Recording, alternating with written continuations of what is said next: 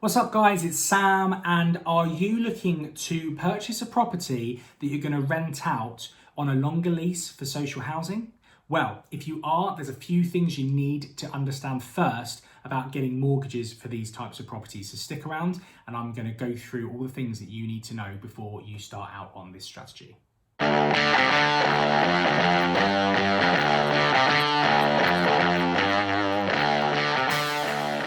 Property is about patience.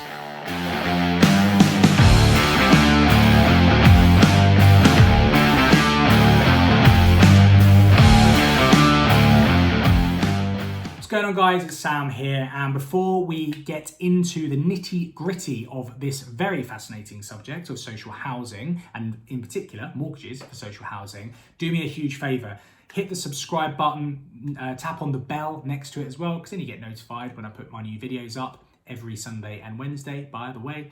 And hit on the like button, that's the little thumbs up underneath, because it just helps me spread my my videos to more people. And look, I just want to help as many people as I possibly can. So thanks very much in advance for all of you that do that.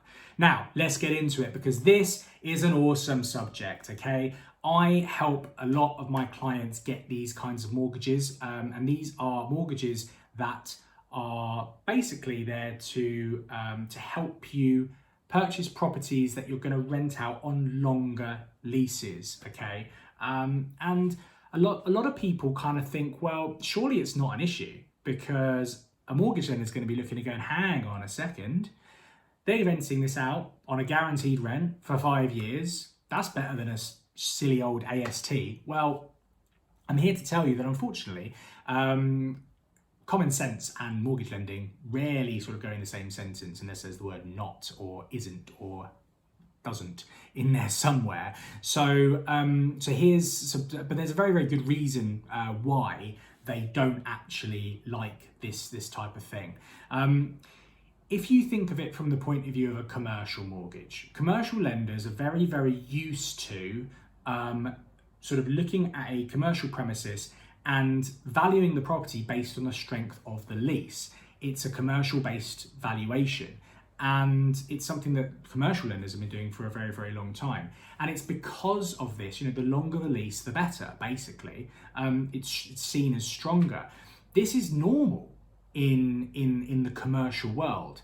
It's not in the residential world. So people get confused because they're trying to use sort of a commercial mentality for their sort of residential style mortgages. Basically, mortgage lenders, what they look at is the worst case scenario. If we have to repossess this property, what will happen? And any obstacle that gets in the way of them being able to recoup their cash really quickly is seen as a negative. Now, if you've got a 5-year lease on a property, and say you get behind and you default and you're repossessed in year 2, technically you've got 3 years left of that lease. That's something that's signed, that's agreed to. That lender's going to have trouble trying to get out of that. There's going to be some back and forth with that provider, all this kind of stuff. It's a headache. They don't want that. So, I mean, first and foremost, that lease needs to have a break clause in it so, the lender can feel comfortable, and that's pretty much a prerequisite. But when you start thinking of it in that kind of mentality, it starts just to make a little bit more sense. Yeah, okay. I see it kind of from the commercial point of view. I've been working in commercial mortgages as well, so I kind of understand that sort of philosophy. But when you think of it from the sort of the point of view that I've just mentioned, at least it starts to make a little bit more sense. And so you can understand why we are pretty limited in terms of the lenders that we can use for this type of strategy. So let's sort of park that for the time being and just go through a few other things that we need to know as kind of the fundamentals when it comes to mortgages for social housing. So the first thing to sort of get your head around is that most strategies, buy-to-let, HMO, serviced accommodation, they will have mortgage products specific for that strategy. You want a buy-to-let, you get a buy-to-let mortgage. You want an HMO, you get an HMO mortgage. You want to rent your property out through Airbnb on a sort of a daily or weekly basis, short-term let, you get a short-term let stroke serviced accommodation mortgage. Simple. It's not like that for social housing, unfortunately. Social housing is a criteria point. It is not a product. And so this confuses people. And as a result of that, things can not necessarily marry up across various different lenders. There's no sort of sweeping criteria for this across all lenders that offer or are comfortable with arranging mortgages for this type of strategy. So first and foremost, we need to group those lenders and shortlist those lenders who will allow this type of letting. So letting on longer than an AST, and we need to look at some of the other criteria involved in that. But the main thing to focus on is the mortgage, the type of mortgage product is going to be based on the type of property that it is. So service accommodation is not going to be, but is the property being let out to a family ultimately? Or is it going to be let out room by room? If it's the former, we're looking at a buy-to-let mortgage. Simple. If we're looking at the latter, we're looking at an HMO mortgage. Simple. If it's sort of 7 or 8 bedrooms or above, we might be looking at a commercial mortgage, but let's not overcomplicate things. So we're looking at the type of property that it is, and then we're going to go and get a mortgage based on that type of property, and then we just need the criteria within that lender to allow us to let the property out on a social housing basis. So that's our first step. Now, what I always do first with my clients is I make sure that we have a draft copy of the lease.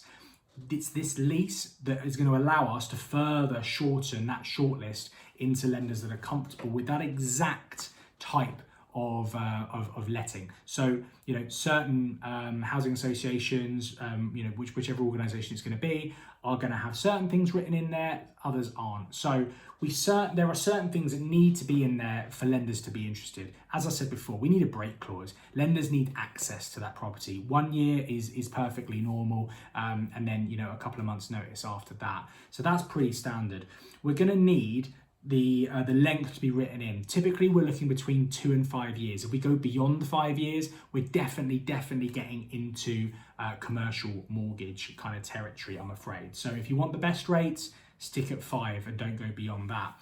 Lastly, it's kind of tenant profile. Lots of lenders don't like vulnerable tenants. So if there's something written in there specifically that says there are going to be vulnerable tenants in there, chances are we're going to struggle and we might have to go down the commercial route, as I've mentioned before. So if it doesn't specify in there that we need to, that potentially the tenants are going to be vulnerable tenants, then we should be okay. So that's the first thing, the lease. Okay, that's the first thing we need to worry about. That's the main thing really concerning the social housing element. Then what we need to do is backtrack. Now, most people I work with are buying properties that are technically HMOs. Now, the great thing is that in Article 4 areas, you don't actually need to get planning permission to rent them out as HMOs because the Housing Association doesn't have that requirement, which is really, really great. So if you're buying in Birmingham, for example, which as of sort of June 2020 became an Article 4 area, it means you can kind of still have an HMO in Birmingham without actually needing to go down the route of getting planning permission, which is pretty cool. But you do need to make sure that you're covering off the standard sort of HMO criteria points. Now, what lenders will usually look at is what are the requirements of the local government, local council. Do you need a license? Do you need to register the property? I mean, chances are you're gonna have to register it. You don't need a license for certain ones. It's a 4-bed, you might not need a license. 5-bed, you might. But the lender will follow that guidance. They'll also follow the guidance for how the property needs to be laid out.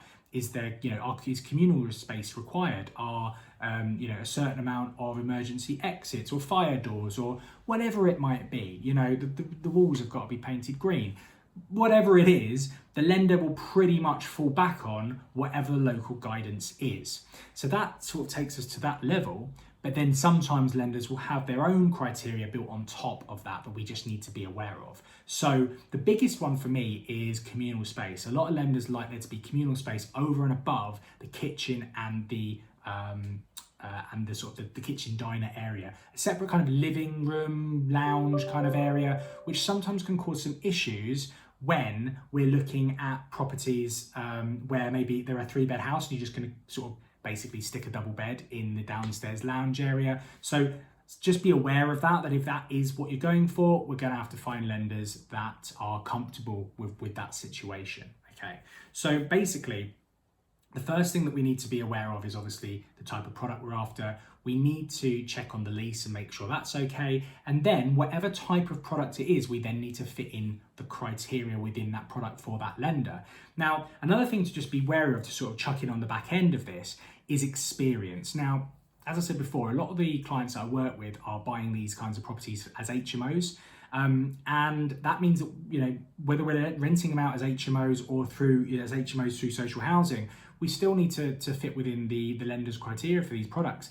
To access the absolute best lenders at the moment, at the time of recording, you need at least 2 years worth of rental experience to do that. So these, you know, jumping ahead to HMO if you don't have that sort of level of experience is okay. But if you're adding in the unique point as on top of that of social housing, you're already limiting your number of lenders. So look, maybe you're watching this, and I don't want to put you guys off, you know, you are the investor at the end of the day, you know what to do, you want to take advantage of opportunities when they arise, but there's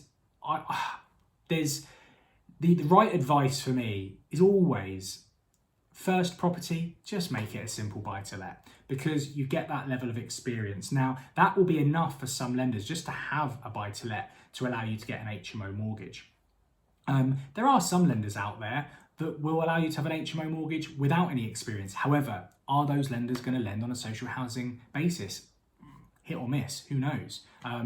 More often than not, it's no.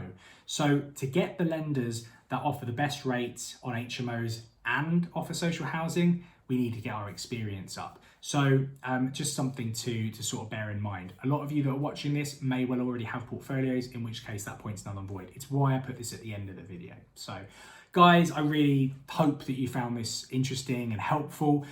If you have, please share it. Please tell everyone about it. Please tag somebody below in the comments, or share it, the link to their Facebook page, or even maybe take a screenshot and post it onto your Instagram stories and tag me in it at the Sam Norris, and I'll definitely share it. So who knows, might even get a couple of extra followers for doing so. That's my little gift to you. But for the time being, as I said, I hope this has been really helpful. If you've loved this video, guess what? There's another one coming up for me to recommend to you. So stick around and check that out. But for the time being, have an awesome week, and I'll catch you on the next one. Ciao.